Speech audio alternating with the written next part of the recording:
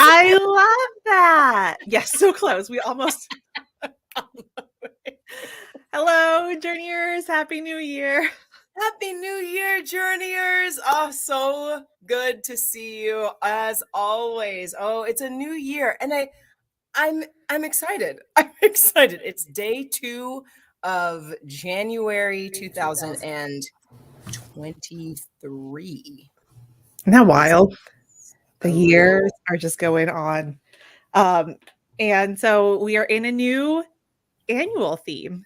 Yes. So last year was community, and this year is Exploration. exploration.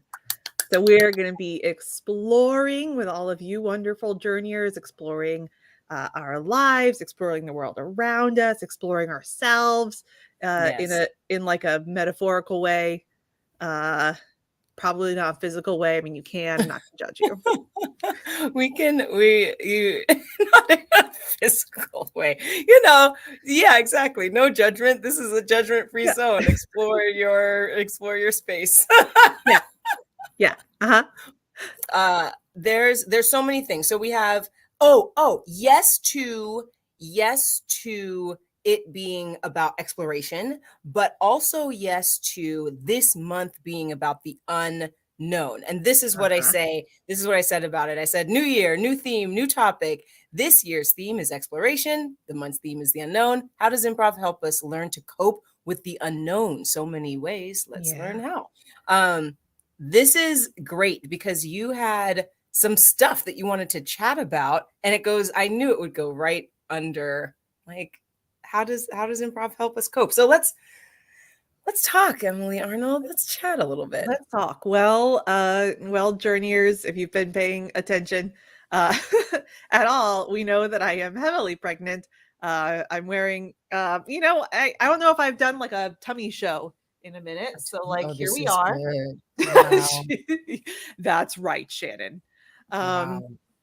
So we're at 35 weeks right now. So when we're thinking about the unknown, I mean, this is my first. We are coming up on some unknown things. And so I just literally 15 minutes ago, I got home from my pelvic floor physical therapist. So when we're thinking about how like our lessons in improv kind of help us with the unknown, I think one of them is being open to other people and other people's expertise and other Mm. people's recommendations, and yes anding those things, because that my physical therapist Shannon just made me feel so much better. We talked particularly today about labor and delivery and Mm. did some exercises and did some stuff and practiced some things, and I feel so much better. Good. uh, Good. because it's scary. Yeah, it is scary. That's the whole thing that we're talking about. It is scary. And what you said about trusting another person's expertise, as far as we are learning and being in a practice of improv, that we do learn to do that, right? And not necessarily the expertise. Well, no, absolutely the expertise, because we trust in our partners to be experts, at least in what they are bringing to the table. So we Yes. have this, like, okay, I'm going to step on stage. I'm going to trust that my partner has my back. And in your case, your partner is your therapist, right? Yeah. Is is your physical therapist, and you're trusting that they have your best interest at heart. And it's like, I'm talking right now, and you can put improviser or physical therapist or friend or in many of these categories, but you're trusting that they have your best interest at heart. You're trusting that they have a vision, some sort of semblance of a vision for you, and or at least for like the moments to come. And you're also trusting that in the moment they are going to be flexible if you have some sort of anxiety Yeah. towards what it is that they're bringing to the table. Yeah, that they're gonna have, like, some options for Mhm, you, right? mhm. And that they're willing to kind of roll with the things that you bring to the table, right? Yes.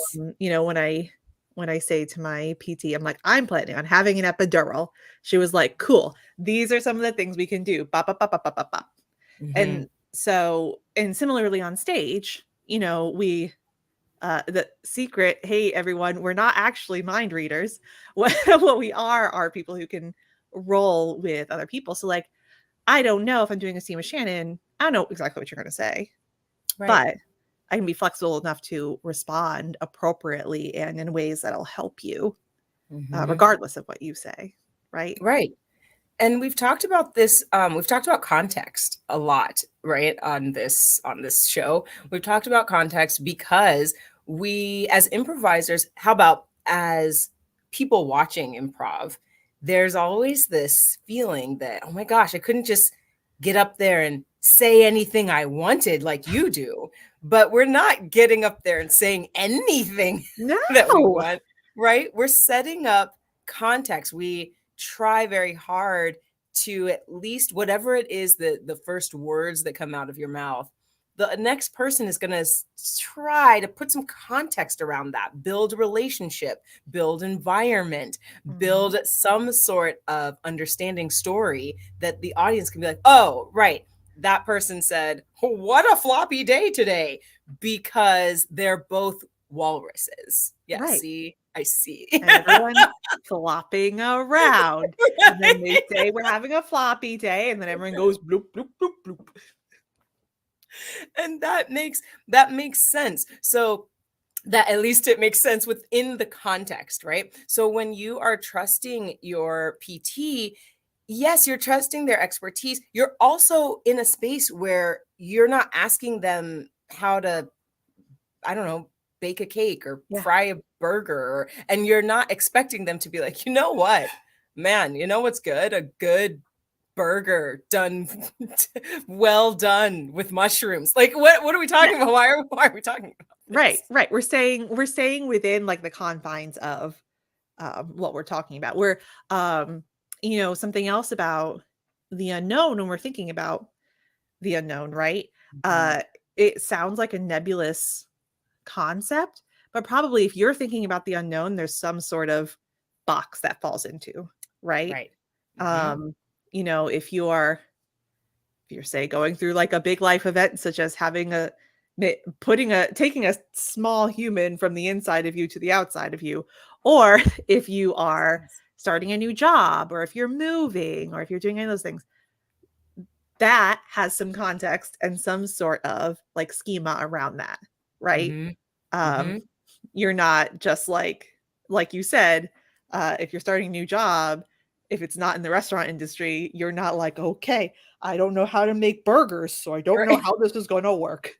Right. Right. The As we're talking about how, I'm thinking about the how in how improv prepares us for for the unknown and Yeah. being in context. And I'm trying to think of not workshops but exercises that we do, right? And one of the really interesting exercises that you do, that, well, I don't want to give it away because I don't want people to be like it's getting into our thing and then be like, oh my gosh, we did this before. But you do an exercise where really we go around in a circle and we truly just say a word that comes next, off the top of our heads, Yeah. right? Yeah. Do you want to explain that a little bit Yeah, more? Am it's I a word simplifying association that? game. It's very Right. simple. And the first part is exactly that. You just go, um, you you focus on the word that comes directly before you, not Hmm. like the words 3 words ahead of you, but the Hmm. word directly for you.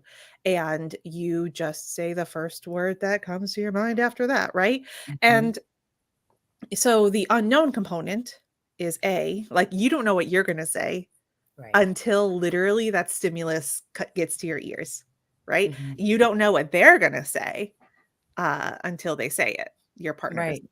Yep. And so that first part is really about like trusting your gut and knowing like I have some sort of schema and connection to that word. I'm going to Hmm. say something that makes sense. Even if it doesn't make sense to like everyone in this room, it's going to make Hmm. sense to me. Uh, Yes, and that's the part that I think is so empowering and important when we're practicing this like unknown. It's unknown as far as improv goes, right? Because even though someone says the person before you says dinosaur and you say pineapple, right? The everyone else who's watching dinosaur pineapple, that doesn't make any sense. Well, in your head, maybe it's dinosaurs have teeth and they're spiky. You know what else has spiky things? A pineapple, yeah, right? I like think about like any of the things that you could say for you said dinosaur, my first word was train, which which is a You see? children's show. Dinosaur Train is a children's show. Oh, see? And so like and so that's a great example of a thing where like probably other people in the room be like, what the frick does train mean? Doesn't matter. Yeah, Doesn't matter. it Doesn't matter. doesn't. Because for the next person, all they're worried about is the word train or the word pineapple. Mhm. Like they don't have to worry about the connection between dinosaur and train and So, pineapple. this is so important. You said that you are only worried about the very next connection. And when we are on stage, we try and we train to be in the moment so that that offer of dinosaur, you can make that connection, pineapple or train, whatever it is, and you're not thinking, oh, right, dinosaur, Jurassic Park, the end of Jurassic Park, the like Jurassic Park 3. You're not trying to jump way ahead. You're trying to stay right here in the moment and make those small steps. And when we're talking about the unknown off of stage, it's the same. Go back and see all of Emily and my shows. It's always this phrase. It's the same The same thing. thing. But you are trying to, when you are going into the unknown, instead of trying to think about the end result, whether it's the new job, whether it's bringing life into the world, right? All the way thinking about the end result, what small step can I think of right now that's manageable for me to bite off? How can I be in the moment right this second? And then the unknown unfolds itself and it Mhm. doesn't feel so dark and scary. Yeah. It feels like a journey, right? Yeah. Instead of like a wait. Yeah. Yeah. And a journey is just like moving, just taking it a step at a time, baby. Yeah. So like yeah, absolutely taking those small steps towards the unknown. And I know Mm. and I recognize that we are saying this with our out loud voices and that it is still can be overwhelming and that's okay. Yes, yes. I It's mean, okay. obviously, like you're pregnant. You're in the overwhelming part, right? And like for people who are watching, of course, I one of the things hi Charlotte. Charlotte says, I forgot it was Monday. Hi Charlotte. If you are in the chat, Charlotte included, but if you are watching us wherever, please join us in the chat. Say hi to us. We would love to include you in the conversation. But I posted something on one of our many places where I post things, and I talked about car camping and Mhm. why it took me so long to actually go. And the reason was I had this whole idea. Oh my gosh, I'm gonna go car camping. And what kind of person will I be? What kind of Shannon car camps? Oh, I'm gonna have to get a new car, shave my head, buy Birkenstocks. Like I don't know, I had this like You got a lot whole to do. vision of what it meant to do this project, to do this thing. And then when I stopped, like really overwhelming myself with all of Yeah. those things Yeah. and thought, you know what? Just gonna, how about I just get a blanket, make sure I'm nice and warm, don't go too far, like so I'm close to the house and drive out there. Make sure I have like gas in the car and go. And I Yeah. did, right? And it Yeah. was fine. And it was great. And it was a journey, is the end result of that. It was a journey. Yeah, and you took the little baby steps and you got that like that reinforcement of like, "Oh, this can work this way." Right? Right. And now next time you can take it up just like a tiny notch more, right? Yes. Yes. I Maybe not love until the you're shaving your head like I don't need to right now. no. Later, y'all. Is that necessary? But like I, but I think the is it necessary question is actually really good a good one, right? Like in mhm. terms of if you're thinking about I have to become this sort of person who does this thing. mm, probably not necessarily, um, but what components are Mhm. required in order to do some of this, right? Right. Your Yes. blanket and enough gas, and the safety net of being close to home sound like those are required components. Yes, yes. The part you said you get this extra jolt, this like wee, right? That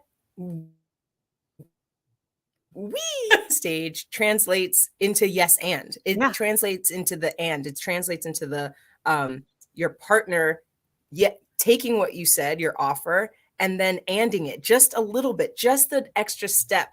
And it gives you that like, oh, I said something, then you said something that makes sense in the world. And now we can take an extra step together. We right. can explore. And explore together, right? You don't there's that common improv phrase to like bring the brick, not the cathedral, right? So like you're Mhm, bringing your brick a brick at a time. You don't need to mhm. bring the whole story. You don't need to bring the whole No, scene. Just a no. little piece at a time. Just one line at a time. And I want to say that that one brick, one line at a time, when you're not doing that, when we're on stage and we are doing this thing where we're focusing so far ahead, it really takes you out of the moment in a way that is detrimental to your partners and to yourself, right? You aren't listening. You're so in your head that and worried about what you're going to say next, what you're going to do next, what things you're carrying, that you don't leave room for that flexibility that we're talking about. And that can result in so much anxiety, right? Because when we're in that space where we're just listening to ourselves, okay, I've got to do this, I've got to do this, never mind Emily's talking about whatever Emily is talking about, but I'm going to make sure that like I get this point across, whatever it is. Uh-huh. And then by the time I look up, or the time you're done talking, I've missed your point. I've missed the show. I've missed the scene. And not only that, but that can turn ourselves against ourselves. It can make us feel really, oh, alone, really. Yeah, Honestly, it can make us feel really alone. right. I mean, definitely if you're missing that connection with that other person, Mhm. right? That's isolating. Mhm. You've isolated yourself and now you're like, "Ah, crap." Yeah. Uh, Right. meanwhile, Right. like all your scene partners in improv setting, everyone else like on the bench is like, I understand what's happening. Right. I get it. Right. I'm part of the in group now. But you Yes. shut yourself out because Yeah. you're too And busy that thinking. it's it's it's interesting because it happens in ways that feel like you're protecting yourself, Mhm. Mhm. right? Like this idea, I'll take the car camping, right? If I had let all of those things stew for too much longer, I'm gonna have to shave my head. I'm gonna have to buy whatever, I don't know, like really long socks that cover my knees. I have no clue why I was thinking about all these things, but well, I do know because of fear. That's why. It was something new that I was trying, and I was exploring something new.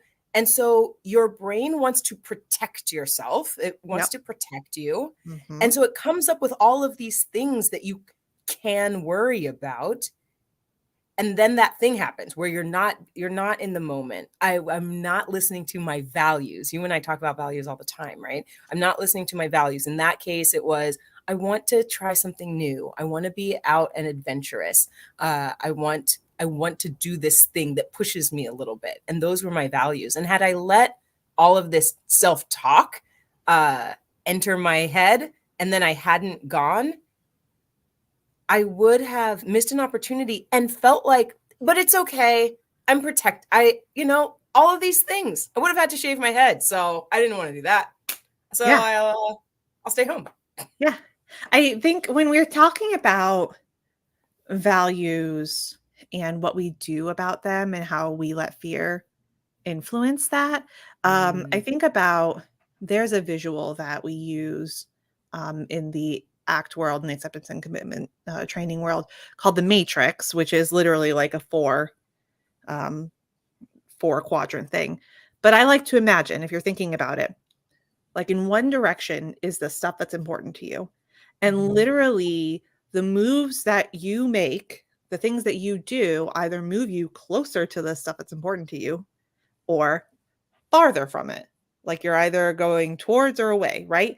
So when you're allowing yourself to give in to these thoughts, and they're just thoughts, they're just like, they're just things. If you allow yourself to give in and your choice is, well, I'm just going to stay home, is that choice moving you towards the thing that's important or away from the thing that's important?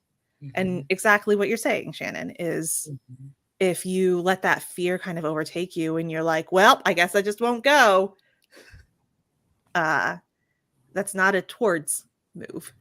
Right. It's not. And it's not the end of the world if you make one away move, right? It's if true. For that instance you were like, nope, that's too much for me. Right. Right.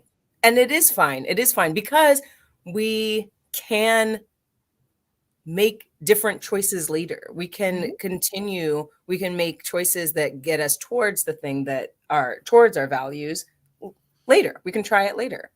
I'm thinking about the game that we play, the come over here if. Yeah. Right? Come over here if. Come over here. So you get in a group of people and they all sort of spread out. One person says something true about themselves. Come over here if you have a sister, right? And those in the room that do have a sister, they come over here.